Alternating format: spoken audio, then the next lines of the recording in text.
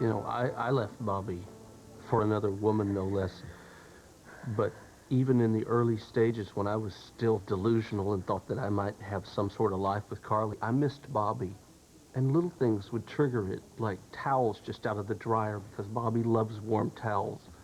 And the way that she laughs, and I'm never going to hear her laugh like that again, at least not for me. I'm sure Bobbie feels that way too sometimes. Probably. I know that Luke does. I know he does.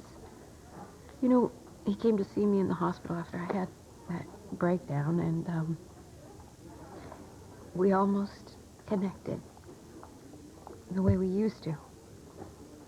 And then we just didn't. So move on.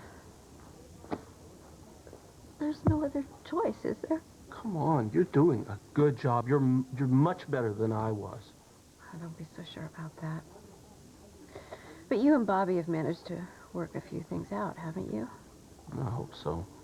Lucas will always be a permanent connection for us. Kids always are. If the parents are around. But lucky, Luke and I will always share those memories. The way Bobbie and I share memories about BJ.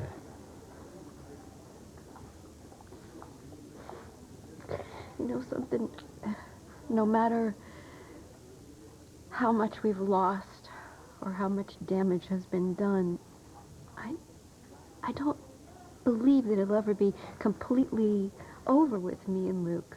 I mean, it can't be. The connection was too strong. I mean, I have to believe that. I do. Otherwise, what was all the time that I spent with him all those years? What is just wasted time? I hate these things. I absolutely hate them. They need me in ER. Go. Aren't you glad that I cheered you up?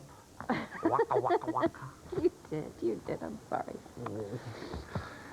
I'm always around if you need me, okay? I know. Thanks. Go.